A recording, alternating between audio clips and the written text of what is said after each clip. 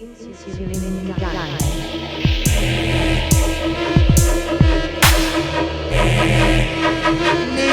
should drop.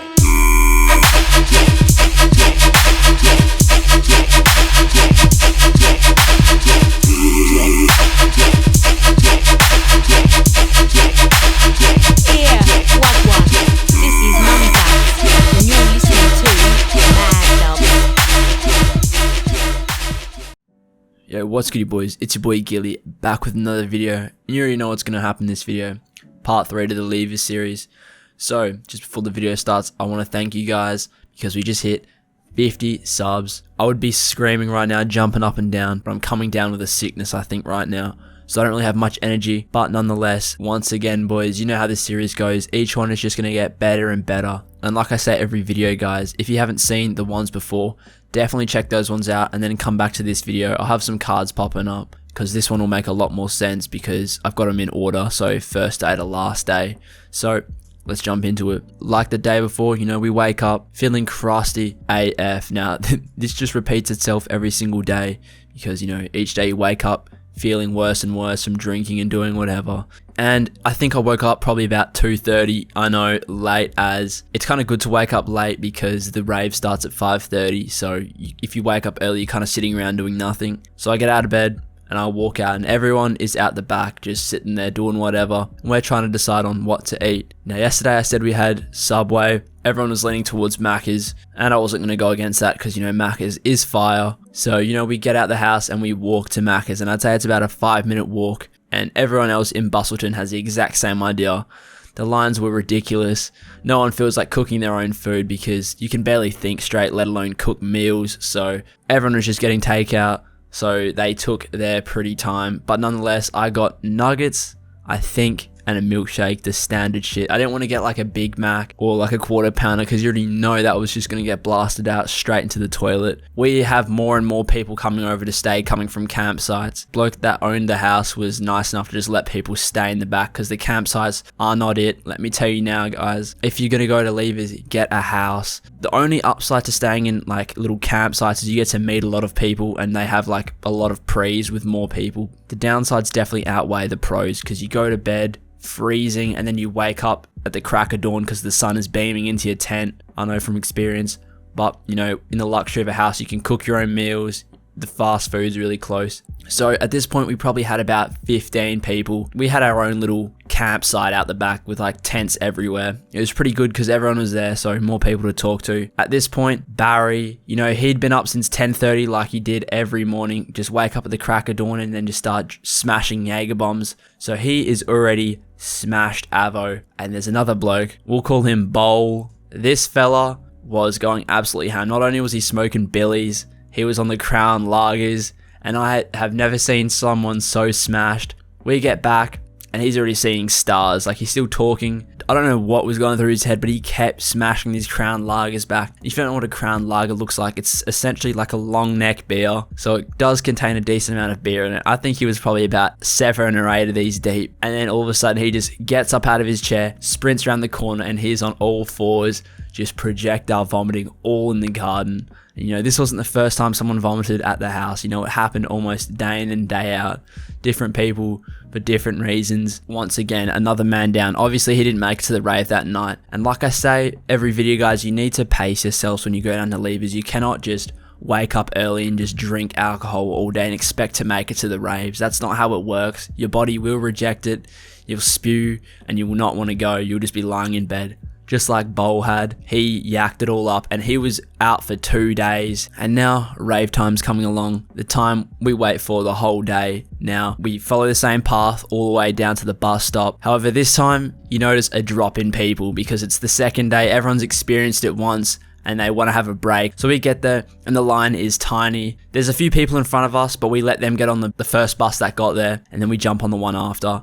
And when we get on this bus, it was empty. We got to the very back and we had it all to ourselves. I mean, other people got on the bus, but, you know, we had first dibs of the back seats. So, you know, we were kicking back there. And you tend to notice as Leavers goes on, each night of the 4 raves, the energy in the bus gets less and less. So This night, there was still tits out for the boys chance, but it was a little bit more forced, and you could see everyone was starting to get a little bit more hungover and a little bit more like tired. But it was still a lit bus ride. We all drop our caps, the usual shit. So instead, this time when we rock up, we do the 9 yards, we walk down the little corridor thing, get past the bag check, and we get into the zone. Now when you get into the zone, I described the layout last time, but I'll describe it again for you guys if you haven't watched it. Essentially, you've got tents to the left, like rave tents, that sort of thing, and then your rides to the right. You got bumper cars, you got this chair swing thing, that kind of rhymed. You've got like this weird merry-go-round one, and then you've got this one on the far side. If I can find a picture of it, I'll put one up, but I don't think I'll be able to. It's this weird like chair ride where you sit in it and it slowly just rotates up and up until it does like almost a 360. I don't know if they put these here just to make you yak or because they know you're capping, they know you're gonna have the time of your life on it. But as we're walking up to it, you can tell the crew's starting to feel a little bit goofy, a little bit loose, everyone's caps are starting to kick in. And one of my mates, he was gurning his absolute hole. I don't know why, because he dropped the night before. As we were waiting for the line, he kept going up to random people and just like putting his arm around him and just starting random conversations. It was funny as fuck to watch. And it was funny just seeing him like leaning on random people and these people just staring at him. But everyone's fucked up, so no one really cares too much. Anyway, we finally get to the front of this line and I'm starting to feel really good at this point, and I can tell everyone else is, and especially my one mate that was gurning hella hard. So we get on this ride, we get strapped in, and we're sitting there, and being on MD and going on a ride is kind of a once in a lifetime thing. You don't really get that opportunity anywhere else. I can't really think of a place that you can do that. So we're sitting on this ride and I'm starting to get butterflies because I'm thinking, alright, I'm strapped in now, there's no going back. And I'm looking down at my other mates that didn't want to go on this ride, and they're just shaking their heads. They're like, you guys have fucked up, someone's gonna spew. And I'm sitting there like, holy shit, it can't be that bad. So the ride starts off, starting to sway back and forth, and I can just feel my stomach sinking because each time it goes up, it's getting higher and higher and it's going down. And then I look over at my mate, the one that was gurning hell hard, and he is having the time of his life. And then it keeps getting higher and higher, and then I just see him just go straight face, and I just hear him go, oh, I feel sick. So nonetheless, everyone that's capping on this ride is just holding in our yak. You can just see everyone's like giving up. We're just concentrated on getting off this ride at this point, and the ride slowly begins to stop. And I get off, and I'm just concentrating. I'm not thinking about anything else. I'm just praying I don't yak, because you're in the zone. You don't want to yak in front of everyone. And we're all just sitting there just trying to take in what just happened. Rides are fun enough sober, but when you're beamed, it is just a whole new level. We headed to the rave tent, our home, and then we all go in there. There's probably about 8 of us, everyone from the house. We're just jumping around, having a good time. You just notice your group getting smaller and smaller as the night goes on. And the time came, it was 1 o'clock, and we started to come down a little bit, feeling dead, feeling like it's time to go home. So we start heading to where the bus is. I'll explain the bus layout because I didn't really explain it well last time. You walk out of the zone, and then there's 3 bus trips. There's one Dunsborough, Margaret River, and Bustleton. So we got to get on the Bustleton one. There's massive signs, you can't really mess it up. But I could imagine if you were really fucked up, you might get on the wrong bus. And if you got on the wrong bus, you could be in a lot of strife. You could end up in Margaret River, which would not be fun at all because you'd be sleeping on the side of the road, which would just be an end all for me. So we get on our bus ride home. Everything seems to be good.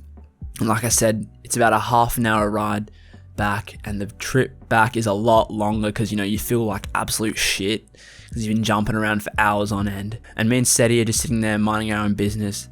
Then all of a sudden, at the back of the bus, you can just hear like some commotion, because I'd say we're sitting about halfway down the bus, and all the way at the back I could just hear some commotion, people slapping each other, saying, wake up, wake up. And then, we turn around, it catches my attention, and I'm just staring, and what I'm seeing is this one guy absolutely dead to the world, like just knocked the fuck out. And at first I think, oh, he's just drunk, he's hell tired.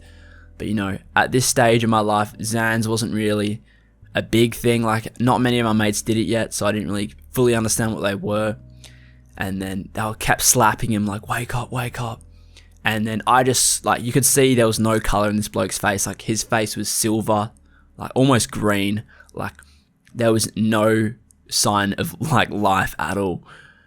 and they keep slapping him saying, wake up, wake up. One's filming it, like, could tell that guy was not with a good group of mates. They're definitely not the ones you want to have around you when you're fucked up. And they were shaking him, and then a lot of people start to notice this, and he's getting more help, and no one can wake this guy. The whole time, they couldn't get a single response from him. When we got to our stop, they got off at the exact same stop, and there was a bunch of people getting off as well, because it's in the middle of the, like, town.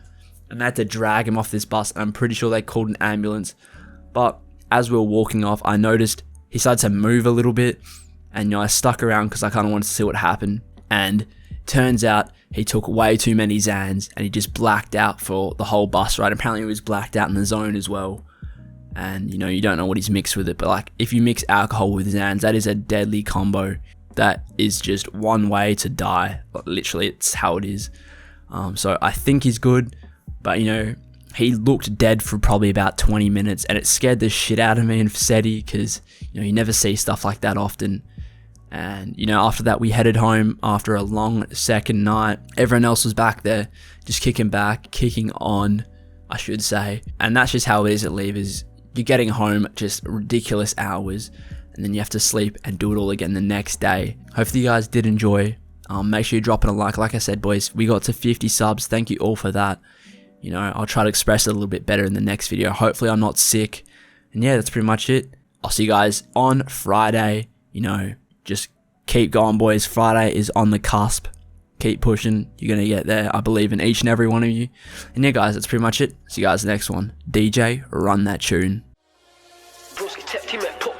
Slugs they burn, these are hot ones. Man put in work, had a long run, cop one. 12 gauge brought me that long one. That dinger whip, no I'm on one. If I ain't driving, then I'm in shotgun. Them rumours are that I shot one. Prefer that hunting over that shotgun. I'm there on my blocker. You know that my strips will walker. Pass me that lead and copper. Done me a drill and I done that proper. They got most of my guys on lock up. Whip that light, lock up. She thought I was gonna take her across that. She thinks I'm a saver, I ain't no doctor. I ain't no baby, I broke her heart. Tell her sorry babe, I weren't meaning to.